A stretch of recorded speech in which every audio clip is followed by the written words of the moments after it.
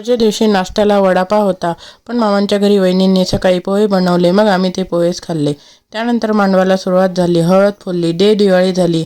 आम्ही थोडंसं फोटोशूटही केलं. त्यानंतर दुपारी जेवण झालं. थोड्या वेळाने वरमाया पण चालू झाल्या.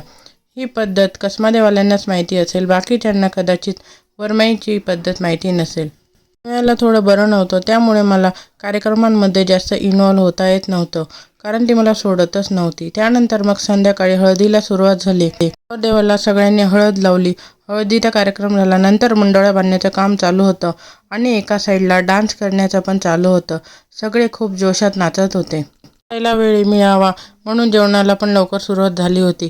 त्यामुळे सगळे नंतर खूप नाचत होते. मी बरेच व्हिडिओ काढले होते, पण ब्लॉगमध्ये जास्त काही टाकता आले नाही, कारण हा मिनी ब्लॉग आहे. मग तो मोठा होईल म्हणून म्हटलं एवढेच टाकावे. आणि तुमच्याकडे पण अशाच पद्धती असता का, हे मला कमेंट करून नक्की सांगा. आणि आजचा व्हिडिओ तुम्हाला आवडला का हे पण सांगा. व्हिडिओला लाईक आणि शेअर करायला अजिबात विसरू नका. भेटूया नेक्स्ट व्लॉगमध्ये. तोपर्यंत बाय बाय.